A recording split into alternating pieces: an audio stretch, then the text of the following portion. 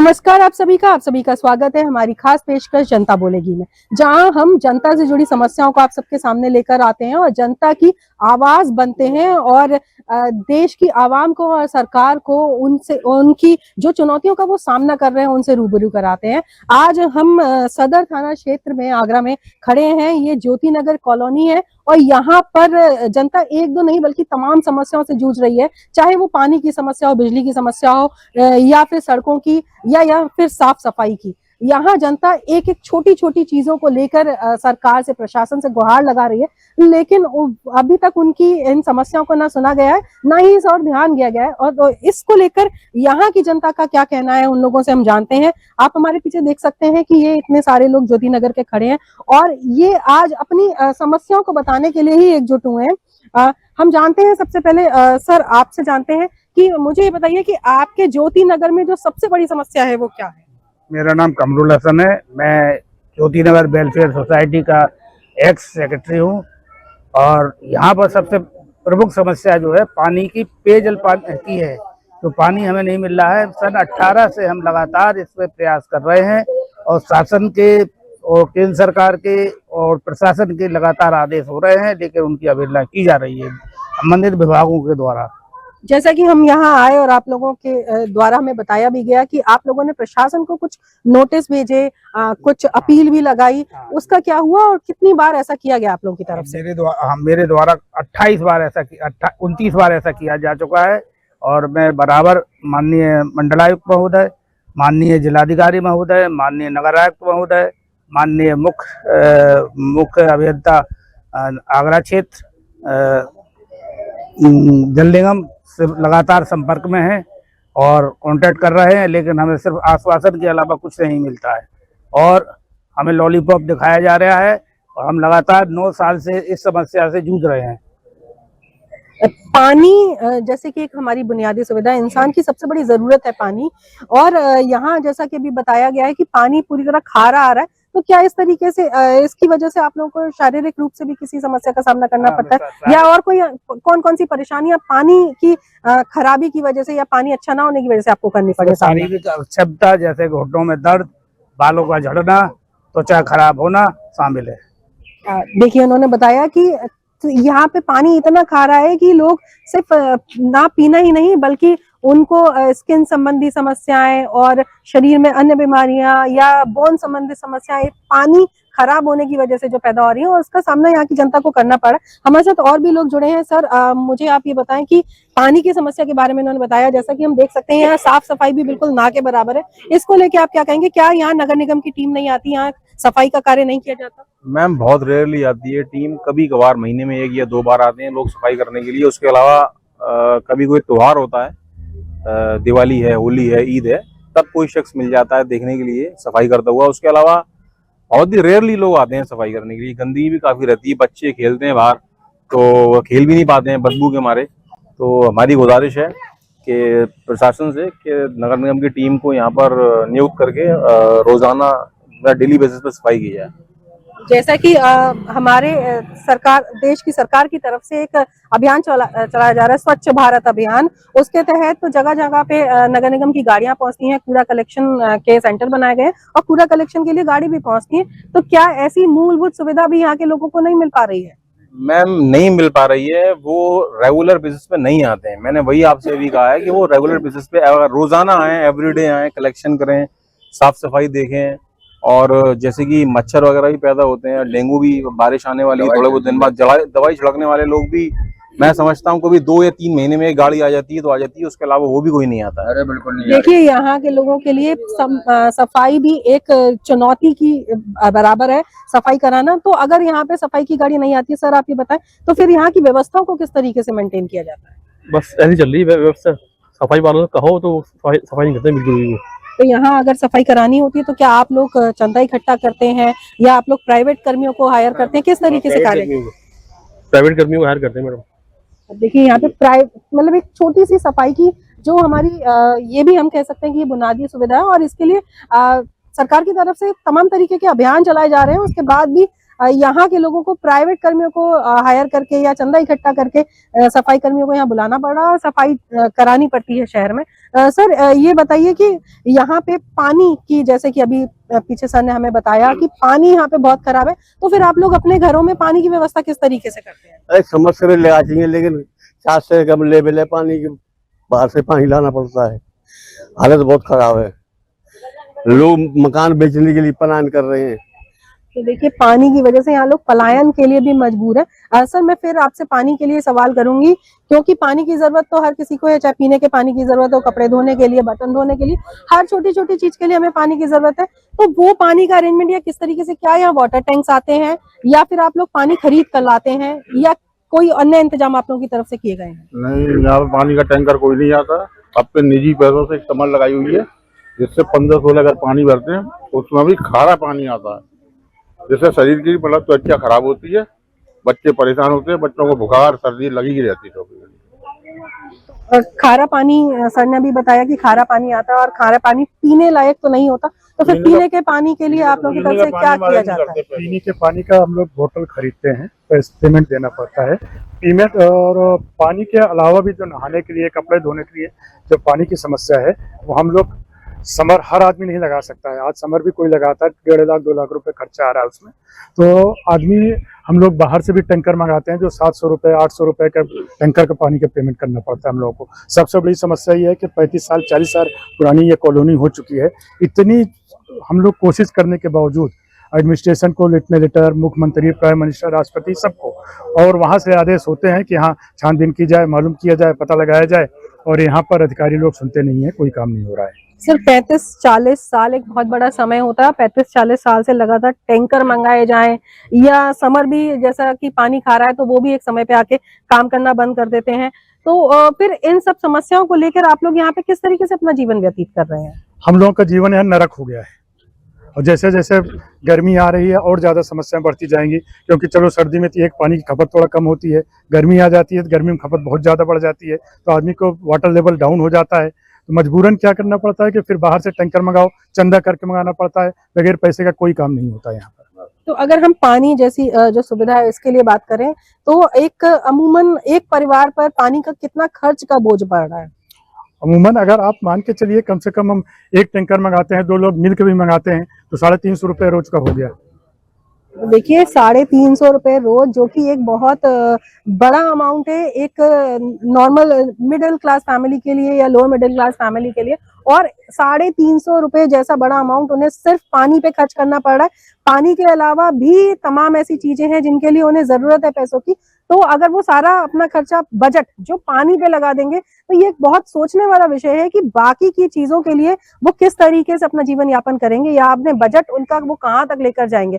Madam आप भी यहाँ मौजूद हैं, एक महिला है, महिला के लिए पानी तो हर वक्त चाहिए, उन्हें खाना बनाना है, उन्हें कपड़े धोने हैं, उन्हें और भी अन्य काम है घर से जो संबंधित होते हैं, गृहस्थी से संबंधित, तो इसमें आपको किस तरीके की समस्याओं का सामना करना पड़ता है? पानी तो किसी काम का नहीं है, ये कपड़े धोने के लिए सर बाहर से लाना पड़ता है पानी, सरवर धोने के लिए, और पीने के लिए तो लेते ही लेते हैं। कम से 20-25 साल हो गए यहाँ का यही हाल है। 20-25 साल से आप पानी की 20-25 साल 35 साल जो भी हम समय सीमा आपकी हो चुकी है, आप पानी यहाँ पे खरीद रहे हैं, तो क्या कई बार ऐसा होता है कि पानी की शॉर्टेज की वजह से आप लोगों को प्यासा भी रहना पड़ता है? अब कभी बजट नहीं आया पानी वाला तो फिर तो प्यासा तो खैर नहीं रहना पड़ता है, 20 छोटी बोतल लाएंगे ऐसा तो नहीं है। कहीं ना कहीं पैसे खर्च करके आप पानी का इंतजाम, देखिए कितना बड़ा एक सवाल है। बर्तन भी मैडम टूट रहे हैं इस पानी से, कपड़े भी फट रहे हैं मैडम, बर्तन चटक रहे हैं।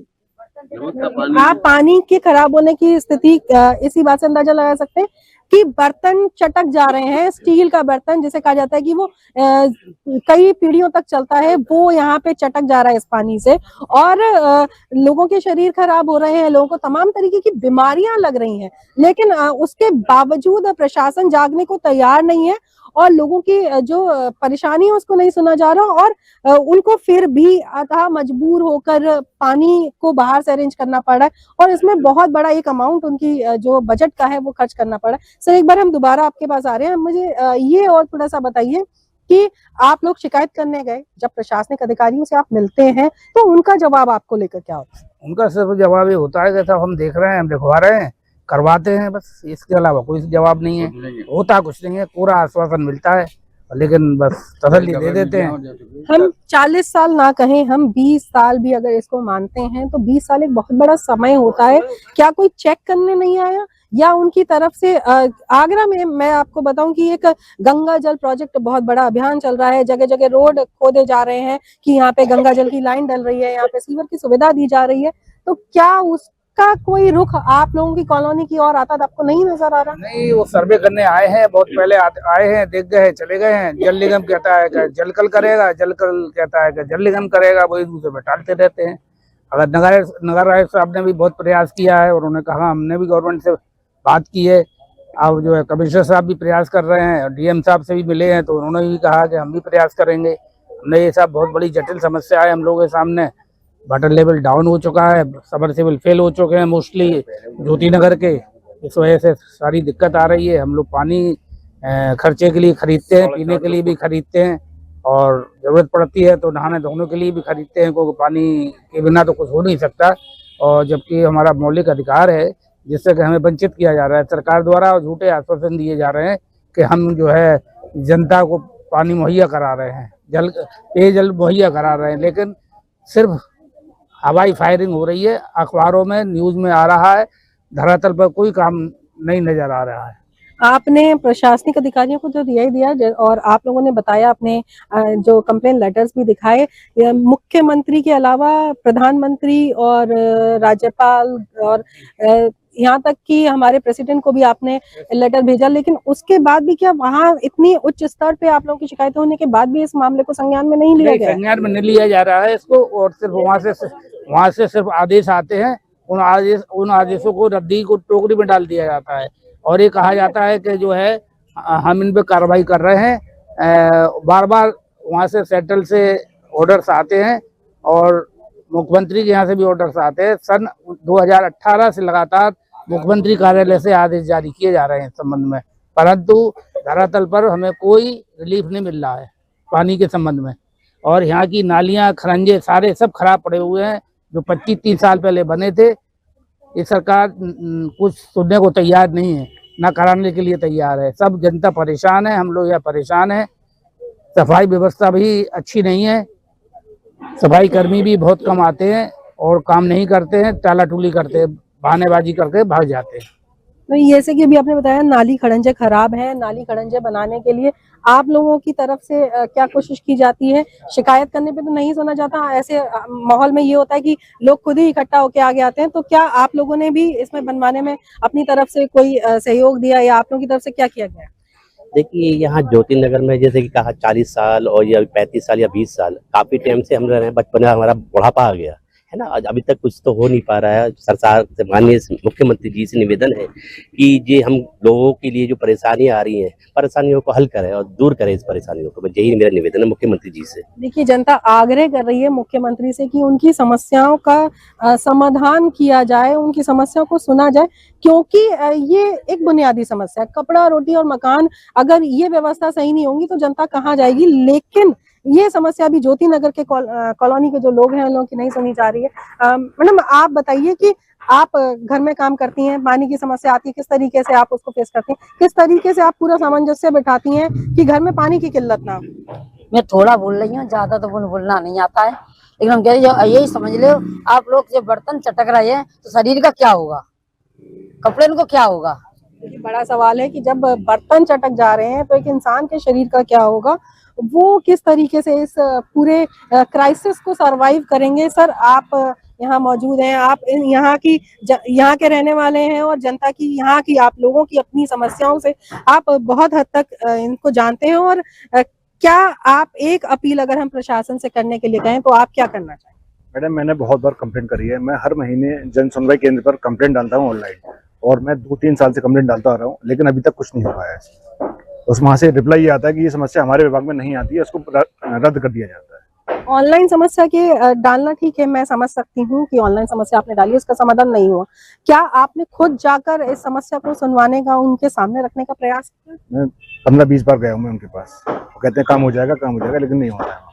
आप कहाँ कहाँ गए, संबंधित अधिकारी, क्योंकि हर चीज के लिए एक पर्टिकुलर डिपार्टमेंट है, उस डिपार्टमेंट में आप किन किन लोगों से मिले और उनकी तरफ से आपको क्या रिस्पॉन्स मिला? जल निगम के अधिकारी के पास भी गया हूँ मैं, डीएम ऑफिस भी गया हूँ मैं, कलेक्ट्रेट भी गया हूँ, काफी जगह गया हूँ। डीएम, क्योंकि हमारे जिले के मुखिया हैं, उनके पास जाने के बाद आपको किस तरीके का रिस्पांस मिला और उन्होंने क्या कहा? क्या वो भी इस समस्या का समाधान नहीं कर पा रहे हैं? एप्लीकेशन रिसीव कर लेते हैं, बोल देते हैं काम हो जाएगा, लेकिन इस बात को भी 4-5 साल हो गए करते हुए, लेकिन कुछ नहीं हो पा रहा है। देखिए, ज्योति नगर की जो समस्या है उसके लिए प्रशासनिक अधिकारी, ये इन लोगों की तरफ से एक बड़ा सवाल है कि वो आखिर इस मामले को क्यों संज्ञान में नहीं ले रहे हैं और क्यों जनता की मदद के लिए आगे नहीं आ रहे हैं। सर, मैं आपसे एक बार ये जानना चाहूंगी, अभी हम यहाँ देख सकते हैं कि ये रोड टूटा हुआ है, क्या इसको बनाने की कोशिश नहीं की गई या इसके लिए कोई प्रयास किया जा रहा है, या फिर आप लोग ही कुछ चंदा इकट्ठा करके, क्योंकि बारिश का मौसम आ रहा है, गड्ढे में कोई भी हादसा हो सकता है, पानी भरने की वजह से तमाम तरीके की समस्याएं आ सकती हैं, तो उसको लेके आप लोगों की तरफ से क्या तैयारी की जा रही है? हम प्रशासन को तो इस समय साइड में रख देते हैं, लेकिन ज्योति नगर के जो जनता है वो अपनी तरफ से क्या कोशिश कर रही है? सफाई के लिए तो हम लोग को यही करना पड़ता है कि बस पैसे दे दो, काम हो जाएगा, बाकी कोई सुनने वाला नहीं है यहाँ पर। चाहे प्रशासन को हम लोग कितना भी कहते हैं, हम लोग लेटर भी लिखते हैं, ईमेल भी की जाती है, जो जन सूचना करवाए उसके माध्यम से भी उन लोगों को सूचित किया जाता है, लेकिन कोई सुनवाई नहीं होती है। अब बरसात है, गंदगी से बचने के लिए आदमी खुद आपको करना पड़ेगा, रिस्क लेना पड़ेगा, खुद आप चाहे जो कुछ करिए, पैसा दीजिए काम होगा, नहीं पैसा दो कुछ काम नहीं होगा। कोई कर्मचारी नहीं आता सफाई करने यहाँ पर। अगर यहाँ सर अभी ये नालियां खुली हुई हैं, गड्ढे हैं तमाम, हम देख सकते हैं जैसे कि हो रहे हैं, बारिश आएगी पानी भरेगा, ये अब बिल्कुल अंदाजा लगाया जा सकता है कि यहाँ पे किस तरीके की समस्या आएगी। अगर कोई हादसा होता है तो इसके लिए कौन जिम्मेदार है?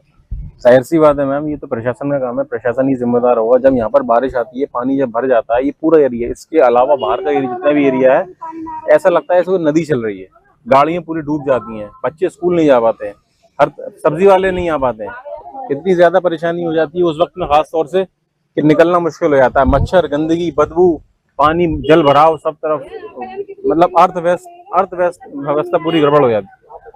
देखिए कि यहाँ पे लोगों को कितनी समस्याओं का सामना करना पड़ रहा है, लोग गुस्से में भी हैं कि यहाँ पे बार बार लोगों की समस्या को तो अधिकारियों के सामने रखा गया है, लेकिन फिर भी उनकी समस्याओं का समाधान उन्हें नहीं मिल रहा है और लोग परेशान हैं, लोग झुंझला भी रहे हैं और ये उनकी झुंझलाहट जो है वो वाजिब भी है, इसको हम गलत नहीं कह सकते, क्योंकि कहीं ना कहीं लोग इस समस्या से रोज जूझ रहे हैं। हम फिर भी एक बार आपको दिखा रहे हैं, प्रशासनिक अधिकारी एक दो बार इस समस्या को जानेंगे, उनके पास जब कंप्लेंट पहुंचेगी तभी वो ये सब चीजें सुनेंगे, लेकिन यहाँ की जो जनता है वो जो है इसको लेकर बार बार परेशान हो रही है, रोज के रोज परेशान होती है। महिलाओं का गुस्सा, इसको हम कह सकते हैं जायज है। आप भी बताएं कि आपके छोटे छोटे बच्चे हैं, पानी की परेशानी होती है, तो आपको किस हद तक आप इससे परेशान हो चुकी हैं?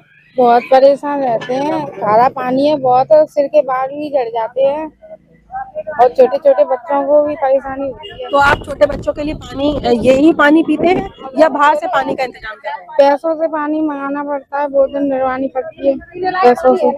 देखिए, उनका बताना है कि छोटे बच्चों के लिए वो इस तरीके का पानी तो उन्हें नहीं पिला सकते, तो उसके लिए उन्हें बाहर से पानी का इंतजाम करना पड़ता है। मैडम, आप परेशान हैं, मैं आपकी परेशानी समझ सकती हूँ कि आप लोगों को रोज इस चीज से जूझना पड़ रहा है, फिर भी मैं आपकी तरफ से प्रशासनिक अधिकारियों तक आपकी बात रखना चाहती हूँ, तो आप अपनी बात हमारे माध्यम से उनसे कह सकती हैं। आप बताइए कि आपको किस किस परेशानी का सामना करना पड़ा इस वक्त, सिर्फ आप अपनी परेशानियों को ये बताओ। पहली बात तो ये बताओ कि यहाँ पे कितनी तो मीडिया आ गए, कितनी वीडियो बन गई, कितनी पहुंच गई, अभी कितनी सालें हो गई, अभी तक तो कुछ सुना ही हुआ नहीं है। मर जाएंगे तब होगा, जनता से मरेंगे तो? जनता का गुस्सा बिल्कुल जायज है। उनका कहना है कि तमाम बार मीडिया कर्मी यहाँ पर आए, तमाम बार इनकी समस्या को प्रशासनिक अधिकारियों को रखा गया, लेकिन प्रशासनिक अधिकारियों के कान पर जू तक नहीं रहेंगी और उनकी समस्या जस की तस बनी हुई है। 20 साल एक बहुत बड़ा समय होता है जब लोग इस तरीके की समस्याओं से जूझ रहे हैं, परेशान हो रहे हैं,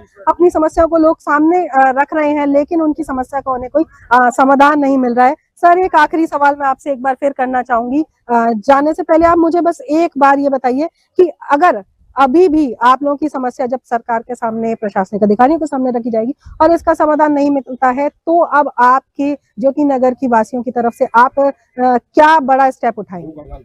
जो भी उचित रहेगा मैम वही कर पाएंगे। अभी मैं आप मतलब मैं ऐसा कुछ नहीं बता सकता हूँ, लेकिन हाँ जो भी उचित रहेगा हमें सुविधा हमारी सुविधा के लिए वो कदम उठाया जाएगा। इतना बुरा हाल है ये समझ लीजिए कि अगर कोई शख्स नया समर लगवाता है तो उसको 450 फुट से ज्यादा की बोरिंग करानी पड़ती है। इसका लेवल समझ लीजिए पानी कितना नीचे चला गया है। 450 फुट प्लस आपको यहाँ की खुदाई करानी पड़ेगी समर लगवाने के लिए, जिसका खर्चा तकरीबन 1.5 लाख रुपए से ऊपर का आता है। इससे अंदाजा लगाया जा सकता है कि पानी की समस्या कितनी बड़ी समस्या है ज्योति नगर के अंदर और आसपास के एरिया में। सर, इनसे जो मैंने सवाल किया वही आपसे भी मैं कर रही हूँ। ज्योति नगर की जो अगर अभी भी ये समस्या का समाधान नहीं होता तो क्या एक आखिरी स्टेप ज्योति नगर की जो जनता है वो लेना चाहिए? डीएम कार्यालय के बाहर हम 500 लोग जाकर भूख हड़ताल पर बैठेंगे। देखिए, ज्योति नगर की जनता का मैसेज साफ है कि अगर उनकी समस्या का समाधान नहीं होता है तो मजबूरन उन्हें डीएम कार्यालय के बाहर भूख हड़ताल पे बैठना पड़ेगा, क्योंकि अब ये पानी जो है जो जमीन के कितना नीचे जा चुका है वो अब वो समस्या का पानी उनके सर के ऊपर से भी जा चुका है। अब इससे ज्यादा उनकी बर्दाश्त की हद खत्म हो चुकी है और इससे ज्यादा वो बर्दाश्त भी नहीं कर सकते हैं। और मैं प्रशासनिक अधिकारियों से ज्योति नगर की तरफ से अपील करना चाहूंगी कि इनकी समस्या को सुने और इनकी समस्या का समाधान जल्द से जल्द दिया जाए। ज्योति नगर की जनता पानी को लेकर जिस तरीके से त्रस्त है, उनकी जो समस्या उन्होंने सामने रख रहे हैं, उसको लेकर ये कहना गलत नहीं होगा कि प्रशासनिक अधिकारियों ने जिस तरीके से इनकी तरफ आंखें मूंद रखी हैं, कहीं ना कहीं ये एक सौतेला जो व्यवहार है वो दर्शा रहा है। सर, फिर भी मैं ये जानना चाहूंगी कि आखिर ऐसा क्या कारण है? क्या ये कॉलोनी का मानचित्र पास नहीं था या कोई अन्य समस्या है जिसको लेकर प्रशासन अभी तक इस ओर रुख नहीं किया है?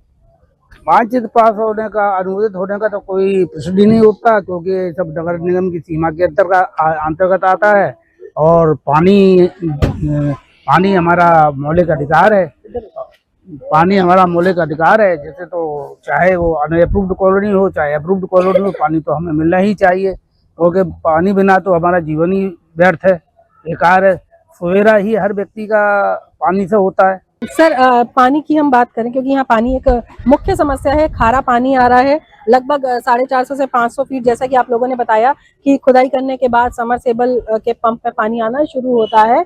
तो जो पानी आ रहा है, खारा पानी आ रहा है, उससे क्या आप लोगों को समस्या का सामना करना पड़ता है? क्या कपड़े आराम से धुल जाते हैं, बर्तन आराम से धुल जाते हैं, या दिनचर्या का जो दैनिक दिनचर्या का काम है वो भी पानी के साथ हो जाता है? इस पानी के साथ जो खारा नहीं हो पाता है, ना कपड़े साफ धुलते हैं, ना दिनचर्या के नित्य प्रति कार्य भी पूरे नहीं हो पाते हैं, क्योंकि खरा पानी है, उसे यूज नहीं किया जा सकता। उससे हाथों में फट जाती हैं, ये हथेलियां फट जाती हैं, साबुन उसका घुलता नहीं है पानी से, तो उस कपड़े साफ होने का सवाल ही नहीं उठता है।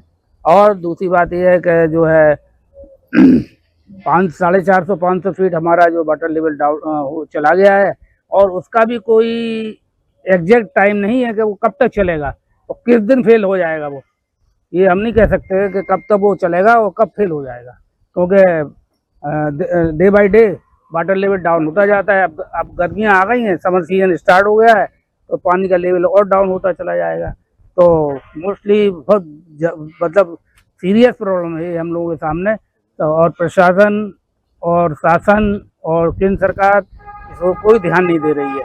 हम लोग थक चुके हैं करस्पॉन्डेंस करते करते और अधिकारियों से मिलते हुए, लेकिन आश्वासन के अलावा हमें कुछ भी नहीं मिला।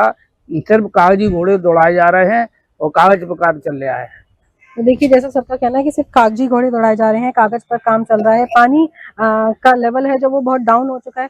सर, 450-500 फीट एक बड़ी गहराई है, और अभी जैसा कि सर का कहना है कि ये भी कोई श्योरिटी नहीं है कि ये पानी आगे आने वाले 2-3 महीने भी टिकेगा, और अगर पानी का स्तर इससे नीचे जाता है तो इस समस्या से आप कैसे निपटेंगे? मैडम, हमने वैसे 10 साल में 3 बार पानी की बोरिंग करवा दी है, उसमें तीनों हमारे समर फेल हो गए हैं, पानी आना बंद हो गया है उसमें। फिर हमने प्राइवेट टैंकर मंगवाना शुरू किया, वो हम मंगवा रहे हैं 5 साल से। हर तीसरे दिन 700-800 रुपए का टैंकर आता है हमारे। देखिए, ये एक बड़ी समस्या है कि हर 2 से 3 दिन में 700 से 800 रुपए का टैंकर आता है, और आप यहाँ सैकड़ों घर हैं, और तो हम अंदाजा लगा सकते हैं कि इतना बड़ा अमाउंट जो है यहाँ के लोगों को एक टैंकर से पानी जो जैसी बेसिक सुविधा के लिए खर्च करना पड़ता है। आप बताइए सर कि पानी यहाँ पे टैंकर से मंगाना पड़ रहा है, आप लोगों को तमाम तरीके की परेशानियों का सामना करना पड़ रहा है, तो क्या आप भी खुद गए हैं किसी अधिकारी के कई साथ? बार गए अधिकारियों के, डीएम से मिले, कमिश्नर से मिले, अधिकारी साहब में कोई आश्वासन मिलता है और कुछ नहीं मिलता है। और आपने 4 बार गए हैं इन लोगों के साथ में। अच्छा, जैसे कि अभी पानी का जो स्तर है वो गिरता जा रहा है, भूजल स्तर जो गिरता जा रहा है, अगर ये दोबारा खुदाने की नौबत आई तो क्या आप करेंगे? क्या इतना बड़ा खर्चा करने के लिए आप तैयार हैं? नहीं तैयार है, फिर तो मजबूर हो गए, बेच के जाना पड़ेगा। तो देखिए, इन लोगों का साफ कहना है कि अगर ये भूजल स्तर और नीचे गिरता है तो इन्हें यहाँ से ये बेच के जाना पड़ेगा, और कहीं ना कहीं पानी के लिए ये अपने अब पानी ना यहाँ जब यहाँ नहीं आ पाएगा तो इन्हें ही ऐसी किसी जगह जाना पड़ेगा जहाँ पानी मौजूद हो और पानी इन लोगों को आराम से मिल सके। सर, ये हम बार बार इसी बात में बात कर रहे हैं कि अगर भूजल स्तर और नीचे जाता है, क्या आप इसी कॉलोनी में रहना चाहेंगे या फिर आप अपनी जगह बदलने को मजबूर हो? जगह बदल देंगे, रहे भाई बिना पानी के कोई समस्या वाला हम ही नहीं भर रहा है बिल्कुल भी खोदने की। टैंकर आता है रोज, हर 2 दिन बाद टैंकर लेने पड़ता है, 500 रुपये का कौन लेगा बताओ, कब तक लेंगे? अब मैं ई रिक्शा चलाता हूँ, ई रिक्शे में का तो 400-500 रुपये कमा लेता हूँ, उसमें भी का तो पानी के चले आते हैं। तो देखिए, ये एक बड़ा सवाल है कि एक ई रिक्शा चालक या एक सामान्य सी नौकरी करने वाला व्यक्ति जिसकी दैनिक आय ही 300 से 500 रुपए के बीच है, और उसका ये दैनिक आय का मतलब अगर वो 2 दिन में 500 से 700 रुपए का एक टैंकर कमा रहा है, तो वो बाकी अन्य खर्चे, चाहे वो खाना हो, बिजली का खर्च हो, अपने घर का राशन हो, बच्चों की पढ़ाई हो, ऐसी बुनियादी चीजों को अपने घर वालों तक कैसे मुहैया कराएगा? सर, जैसा कि इन्होंने बताया, ये एक ई रिक्शा चालक है, तमाम तरीके की कम्युनिटी के लोग आप लोग साथ रह रहे हैं। क्या अगर पानी की कोई समस्या आती है तो आप लोग एकजुट होकर एक दूसरे की मदद कर रहे हैं, तो उसके बारे में आप क्या कहना चाहेंगे? मदद तो करते हैं, लेकिन अब वो मजबूरी ये है कि जिसके हाथ समर है वो समरसेबल है, तो वो कमांड है, तो उन्हीं लोगों का पूरा नहीं हो पाता है, तो वो देते हैं थोड़ा बहुत। ये लोग बेचारे मजदूर लोग हैं, पानी का टैंकर मंगाते हैं, पानी का टैंकर मंगा के अपना गुजर बसर करते हैं उससे। ज्योति नगर में सर अगर हम बात करें तो लगभग कितने घर होंगे, और अगर हम पानी के खर्चे की मासिक जो इसका पानी के ऊपर व्यय हो रहा है, इसको लेके आपका क्या कहना है, कितना लगभग ये अमाउंट होगा? ये होगा 1000 से करीब 1500 रुपए तक, एक व्यक्ति का, एक घर का। और यहाँ पे लगभग कितने घर हैं? यहाँ घर होंगे करीब 700-800। तो आप सोच सकते हैं कि जब हम 1000 रुपए का गुना 700-800 से करेंगे, 700-800 यहाँ पे घर हैं, तो लाखों रुपए में ये अमाउंट पहुंचता है, जो सिर्फ यहाँ के लोगों के लिए पानी का खर्चा है, पानी जैसी बेसिक चीज का। सर, पानी के साथ साथ सफाई में भी हम यहाँ देख रहे हैं कि बहुत अव्यवस्थित माहौल है, तो उसके लिए बताइए कि आप लोगों का लगभग महीने का कितना एक्सपेंस हो जाता है? उसमें जो प्राइवेट लेबर बुलानी पड़ती है, तो लोग जो पैसा मांग लेते हैं वो 200, 500, 400, वो तो पैसे बिना कोई करते नहीं है। ये सरकारी भी पैसा मांगते हैं कि पैसा तो काम करेंगे, तो नहीं करेंगे, और बिगाड़ी करेंगे, भाग जाएंगे। और दूसरी बात है कि देखिए, हमारा ताजमहल से करीब 1.5 किलोमीटर की डिस्टेंस है। हमने उनको, नगर आयुक्त साहब को सजेस्ट किया था कि अगर सारे DPR सेंक्शन नहीं हो पा रही है गवर्नमेंट से इतनी लार्ज अमाउंट की, तब साहब एक हमें शॉर्ट लाइन डाल दी जाए मंगोल की पुलिया से सीधी टंकी से ज्योति नगर के लिए। तो उन्होंने हमसे बात, तत्कालीन नगर आयुक्त साहब ने हमसे ये कहा था, नगर आयुक्त साहब ने ये आश्वासन दिया था कि हम इसको सदन में रखेंगे और कोशिश करेंगे कि आपको कम से कम रिलीफ मिल जाए पानी का। सोचने का विषय है कि आगरा जो कि पर्यटन नगरी है, तमाम VIP मूवमेंट यहाँ पे रहता है, और जिस जगह हम खड़े हैं वो भी ताजमहल से लगभग 2 से 2.5 किलोमीटर के डिस्टेंस पर है। इतनी मुख्य जगह होने के बावजूद यहाँ पर लोगों के लिए बुनियादी सुविधा नहीं है, लोगों की समस्या नहीं सुनी जा रही है, और पानी, सफाई और ऐसी तमाम बेसिक सुविधाओं के लिए वो जूझ रहे हैं, और उन्हें ये कहना उनका है कि अगर ये समस्या का समाधान नहीं मिलता है तो कहीं ना कहीं वो बड़ा आंदोलन करने को मजबूर हो जाएंगे। आगरा से हिंदी खबर के लिए मैं प्रीति नागिया।